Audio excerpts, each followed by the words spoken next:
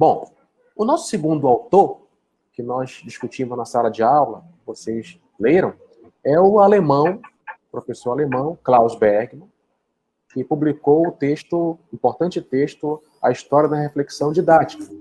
Foi publicado aqui no Brasil, na Revista Brasileira de História, em 1989.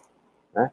Então, esse autor já traz uma perspectiva muito interessante para o campo do ensino de história. Né? Qual é o objetivo do autor nesse texto? Discutir as relações entre o conhecimento científico da história, seu ensino e sua articulação com os conhecimentos informais da vida prática. Então, se a Ana Zavala traz uma perspectiva voltada para problematizar a teorização que o docente faz da sua própria prática, o Klaus Bergmann já traz uma perspectiva de trabalhar o ensino de história em conexão com esses conhecimentos informais. Então, quais são os destaques de pensamento desse texto do Klaus Bergmann? Então, primeiro destaque, a didática da história, né, ou o que a gente chama hoje de ensino de história, se ocupa da reflexão científica sobre o ensino-aprendizagem e seus vínculos com a praxis social. Esse é o primeiro destaque importante do texto. Né? Para o alemão Klaus Bergmann, o ensino de história, que ele chama de didática da história, é essa reflexão metódica, científica, sobre as práticas de construção do saber histórico na sala de aula. Segundo destaque, pesquisa como acontece a aprendizagem histórica. Isso é fundamental a gente entender, gente. Para o Klaus Bergmann, aprender história não é a mesma coisa que aprender matemática, línguas ou biologia. É uma aprendizagem específica. Certo? Terceiro destaque de pensamento. Produz perspectivas de aprendizagem, que é a tarefa didática. Então, o pesquisador, ele primeiro parte de como acontece a aprendizagem, que chama de tarefa empírica do pesquisador. Segundo, como o professor produz perspectivas de aprendizagem, que é o que mais ou menos que a Ana Zavala estava querendo colocar, que é a tarefa didática do professor. E o que deve ser aprendido e por quê, que é a tarefa normativa, que envolve o currículo, que envolve as questões da sociedade. Né? Então, nesse texto, o destaque de pensamento do autor é fazer esse jogo, é dissecar a maneira como se aprende história. Né? É como ele fala, como se constrói a consciência histórica como ação na vida prática da sociedade. Então, para o autor, não é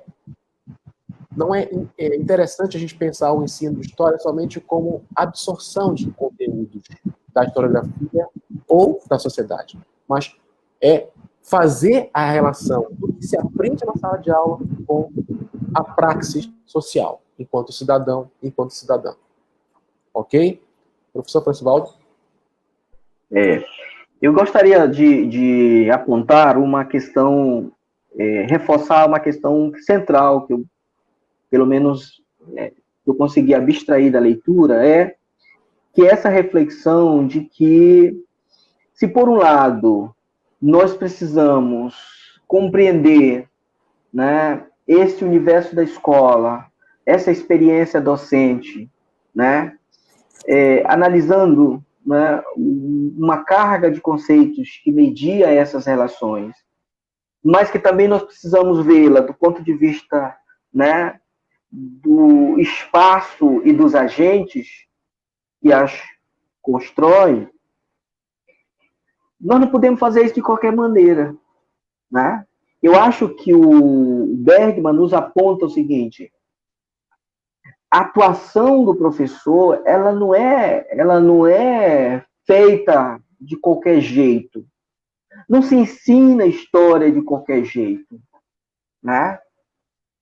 Existe uma didática do ensino. Existe uma didática do ensino de história, repito.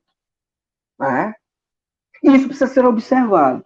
Isso precisa ser também analisado. E isso pode ser também objeto de investigação e de pesquisa.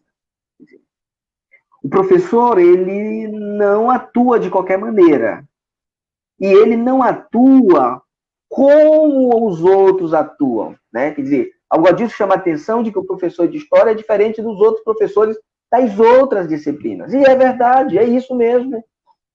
Não se ensina história como se ensina as outras disciplinas, porque elas também têm a sua didática própria. Então, a história tem uma didática própria, né?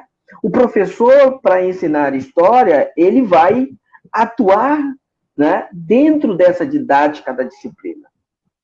Porque senão, os outros vão dizer, mas ele não é professor de história, ele não está ensinando história. Né? Porque isso também é um reconhecimento institucional. Né? Então, o que nós precisamos atentar? Né? Ora, se existe uma didática da história, né, aonde esse professor, né, trabalha de uma determinada forma um conjunto de conteúdos e organiza esse conjunto de conteúdos, construindo uma narrativa, né, para eles, que é a narrativa que a gente chama aí de sequência didática, né? Esse professor, ele sistematiza esses conteúdos, até para que ele possa torná-lo inteligível para os seus alunos, né? Ele dialoga com o ambiente acadêmico, porque ele também se apropria, né, de textos, de uma literatura produzida no ambiente acadêmico, que ele não pode pegar essa literatura do ambiente acadêmico e aplicá-la na sua sala de aula. Ele precisa construir meios para mediar esta literatura, né? E, por outro, há saberes dentro da escola que o professor precisa levar isso em consideração, senão a aula dele, meus amigos, não tem significado. E aí, eu acho que abre brechas para a gente introduzir uma questão que a gente vai debatê-la mais muito nas outras aulas, que é a consciência histórica. Quer dizer, nós precisamos trabalhar a história, a didática da história, o ensino de história, ele precisa ter uma finalidade, não do fim, uma finalidade do ponto de vista, ele precisa ter um significado, né? Ele precisa ter uma função social. Qual é a função social? É colaborar na construção da consciência histórica, né? Então, ele embora ele não, o Bergman, embora ele não adentre essa discussão, mas ele já introduz. Então, o objetivo da didática da história, quer dizer, você tornar determinados eventos inteligível para o nosso aluno, né? O objetivo disso é você colaborar na formação desse aluno, né? Colaborar na formação daquilo que na legislação é muito comum. Vamos formar para a cidadania, né? Então, essa formação para a cidadania, né, é torná-lo, é que ele se reconheça no ambiente social, né? Ele se reconheça como partícipe de uma sociedade, né? Mas que ele não está ali de qualquer maneira, ele não está de qualquer jeito, ele está ali porque ele tem uma importância naquele coletivo, né? Então, a história colabora nisso, né? Por isso que o professor, como eu estou chamando a atenção, o professor, ele precisa ter uma didática para fazer isso, né? Para construir isso com o seu aluno, né? E é que o Bergman está aí chamando de uma didática da história, que é uma didática reflexiva, é uma didática, e aí ele vai numerando, ele vai identificando, é uma didática empírica, é uma didática reflexiva, ela é uma didática da pesquisa, né? É empírica, porque, é claro, o professor tem que estar lá na sala de aula, falando, escrevendo no quadro, mostrando as coisas para o seu aluno. Ela é uma didática reflexiva, porque ele não faz isso de qualquer maneira, ele tem que pensar o que ele vai dizer, né? E mesmo depois do que ele diz, ele reflete sobre o que disse e o que os alunos disseram, né? É uma didática também normativa, porque ele precisa atuar no espaço da escola, né, seguindo as normas, as determinações, né, os códigos de organização desse espaço, né? Por exemplo, a aula dele só é de 45 minutos. Ele não pode chegar lá e querer dar uma aula de 60. Porque o outro professor vai tirar ele da sala de aula. Ei, agora é meu horário, peraí. Né? Então, é uma didática normativa também, porque tem um conjunto aí de regras a ser seguida, né? É uma didática também de pesquisa, porque isso é um objeto para refletir e para pesquisar sobre, né? Não é, por exemplo, o mestrado que vocês estão fazendo é para isso, para que vocês reflitam e pesquisem sobre, né? Então, ela tem todas essas classificações, né? Que elas podem ser pensadas separadamente, mas é muito bom se você conseguir fazer, perceber essa didática nessas diferentes classificações ou vê-las de forma conjugada, tá certo? Professor Adilson. Perfeito, professor Francevaldo. Então, para encorajá-los, que é a seção aqui do nosso slide, para encorajá-los, nós pensamos em direcionar as reflexões do Klaus Bergmann sobre didática da história, que é o que a gente chama de ensino de história, né? Em pelo menos 4 pontos. Acompanhe aí no nosso slide. Né? Primeiro, o que a gente pode fazer com esse texto? Como é que a gente pode transformá-lo em um instrumento para pensar os temas de pesquisa? Né? Nós podemos problematizar a presença da história vivida, experimentada nas aulas de história. Ou como perspectiva de melhorar a aprendizagem histórica. Né? Então, aí, ele abre possibilidades de vocês pesquisarem o cotidiano social nas aulas de história, o tempo presente nas aulas de história, a história pública, né, nas aulas de história. Quer dizer, nós estamos vivendo um momento, gente, em que o conhecimento da história está aí, está colocado, está em evidência nessa questão do patrimônio, da derrubada de estátuas. Então, essa história pública, ela está vindo à tona, né? Ela está sendo apropriada pelo público. A cultura, né?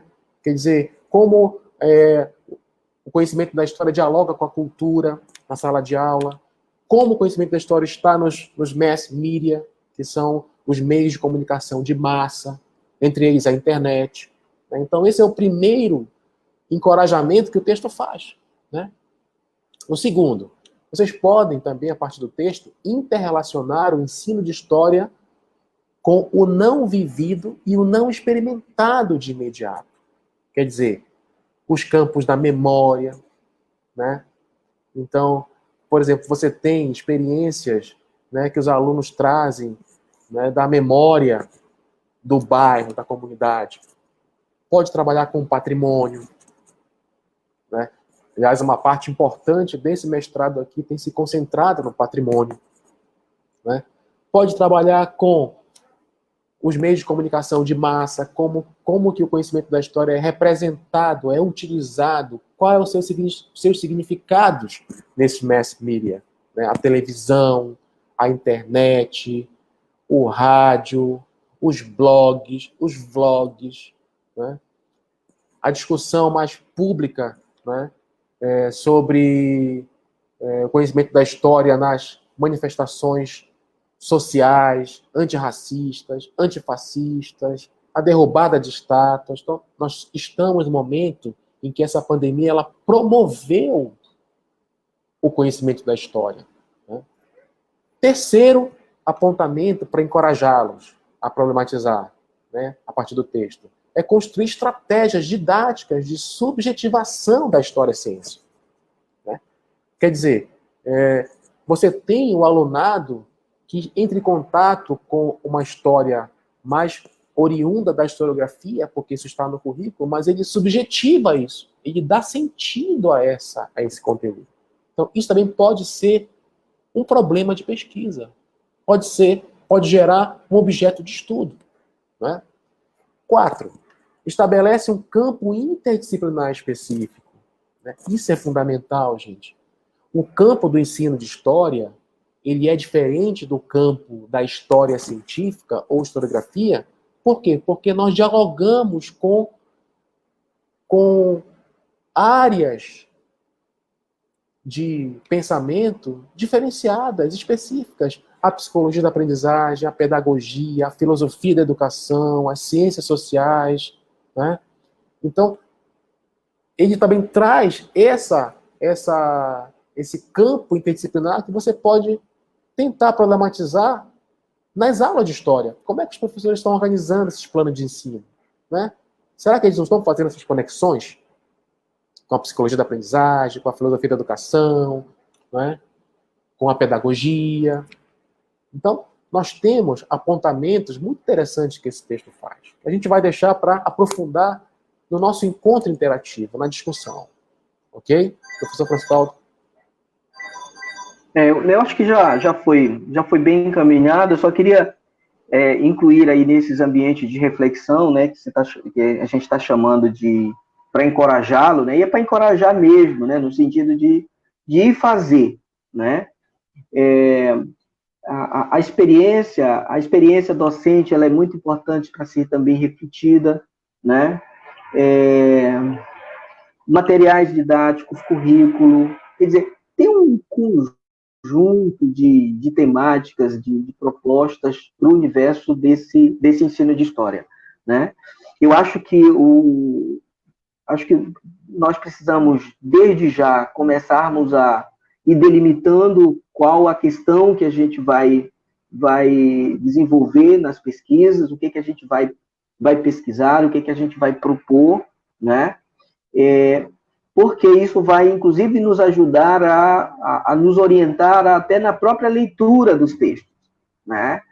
Então, o papel também desta disciplina é justamente fazer com que, à luz das construções conceituais, e aqui nós já trabalhamos, né, algumas chaves conceituais importantes, né?